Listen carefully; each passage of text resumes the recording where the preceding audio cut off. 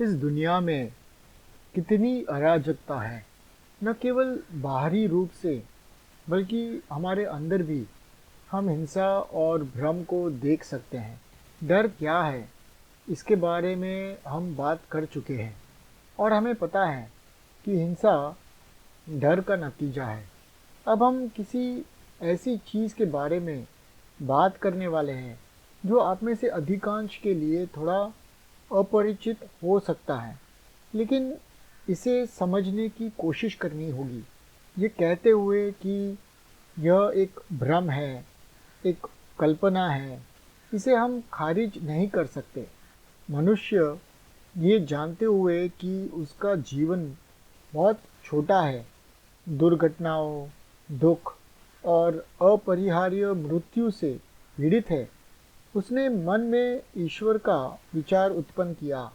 उसने महसूस किया, जैसे कि हम अब कर रहे हैं, कि जीवन क्षणभंगुर है, ट्रांजिएंट है। वह एक सर्वोच्च श्रेष्ठ अनुभव करना चाहता था, कुछ ऐसा अनुभव करना चाहता था जो मन या जो भावना द्वारा उत्पन्न नहीं किया गया हो। वह अनुभव करना चाहता था, महसूस करना चाहता था एक ऐसी दुनिया को जो पूरी तरह से अलग हो, एक ऐसी दुनिया जो इस जिंदगी से परे हो, जो सभी दुखों और यातनाओं से परे हो। वह इस परलौकिक दुनिया, ट्रांसेंडेंटल वर्ल्ड को खोजने की आशा कर रहा है।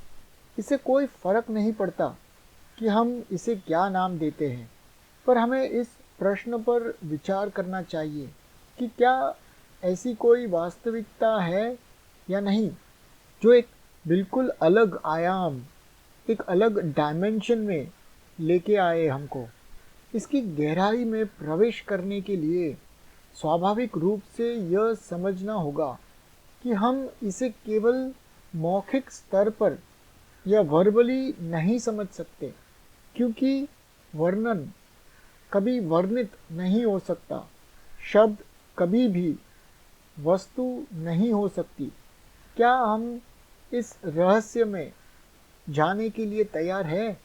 क्योंकि मनुष्य हमेशा उस रहस्य को हासिल करने की कोशिश कर रहा है, उसे आमंत्रित करने, उसे धारण करने, उसकी पूजा करने, उसका भक्त बनने का प्रयास कर रहा है।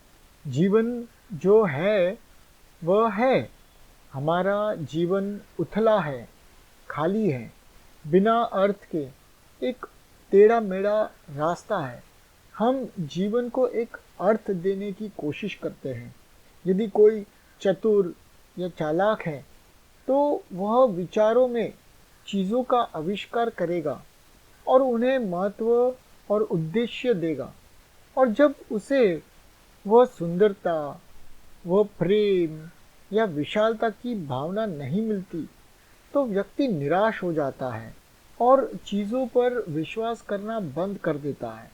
जब जीवन का कोई अर्थ नहीं है, तो वह ये देखता है कि एक विचारधारा का, एक सूत्र का आविष्कार करना, जिससे यह पता चले कि भगवान है या नहीं है, यह बिल्कुल बेतुका, भ्रमपूर्ण और बिना किसी अर्थ का लगता है। जिस तरह से हम हमारा जीवन जी रहे हैं, ऐसा लगता है कि सच में जीवन का कोई अर्थ नहीं है। तो इसीलिए हमें जीवन को एक अर्थ देने का प्रयास बंद करना चाहिए।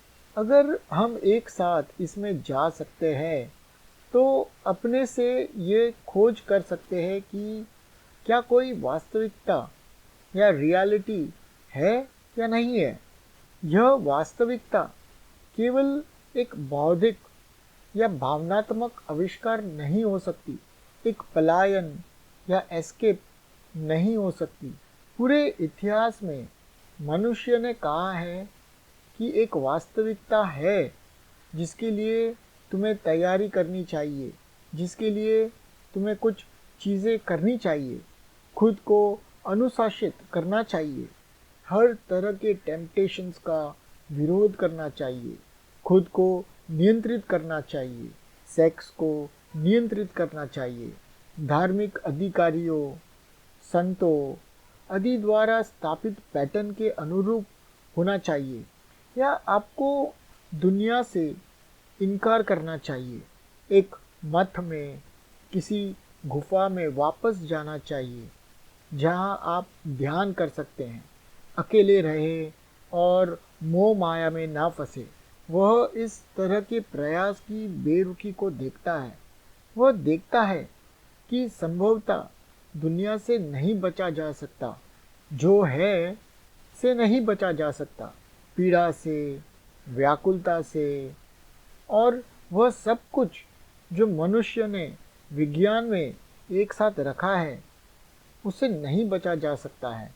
और स्पष्ट रूप से सभी धर्मशास्त्रों और सभी विश्वासों को त्याग देना चाहिए। अगर हम हर तरह की आस्था को पूरी तरह से अलग कर दे तो फिर किसी भी तरह का डर नहीं होगा। ये जानते हुए कि सामाजिक नैतिकता कोई नैतिकता नहीं है। Social morality is no morality. सामाजिक नैतिकता यह अनैतिक है। हम देखते हैं कि हमें असाधारण रूप से नैतिक होना होगा। आखिरकार नैतिकता केवल स्वयं के भीतर और बाहर एक ऑर्डर लाएगा, लेकिन वह नैतिकता कार्य में भी दिखनी चाहिए। केवल एक वैचारिक नैतिकता नहीं, बल्कि हमारे व्यवहार में वास्तविक नैतिकता दिखनी चाहिए। क्या दमन, नियंत्रण, पलायन के बिना स्वयं को अनुशासित करना संभव है? अनुशासन शब्द का मूल अर्थ सीखना है, किसी के अनुरूप बनना या उसका शिष्य बनना। अनुशासन नहीं है, नकल नहीं करना है या सप्रेस नहीं करना है, बल्कि सीखना है। सीखने का कार्य ही अनुशासन की मांग करता है। यह अनुशासन ना तो थोपा जा सकता है और ना ही किसी विचारधारा के अनुकूल होता है।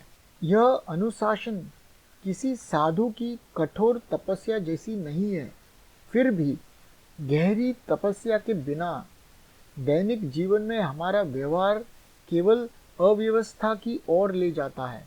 हम ये देख सकते हैं कि अपने आप में पूर्ण व्यवस्थित होना कितना आवश्यक है। जैसे गणितीय क्रम रिलेटिव या तुलनात्मक नहीं, जो पर्यावरणीय प्रभाव से नहीं लाया गया हो। व्यवहार जो धार्मिकता है उसे स्थापित करना होगा ताकि मन पूर्ण क्रम में हो। एक मन जो प्रदातित है, कुंठित है, टॉर्चर्ड और फ्रस्ट्रेटेड है, या जिसे पर्यावरण द्वारा आकार दिया गया है, या जो सामाजिक नैतिकता के अनुरूप है, ऐसा मन अपने आप में भ्रमित होना चाहिए। और भ्रमित मन ये नहीं खोज सकता कि सत्य क्या है। अगर दिमाग को उस अजीब रहस्य पर आना है, अगर ऐसी कोई चीज़ है तो उसे एक व्यवहार, एक नैतिकता की नींव रखनी हो जो कि समाज की नहीं है। एक ऐसी नैतिकता जिसमें किसी भी तरह का कोई डर नहीं है और जो इसीलिए स्वतंत्र है। यह गहरी नींव डालने के बाद केवल तभी मन यह पता लगाने के लिए आगे बढ़ सकता है कि ध्यान क्या है।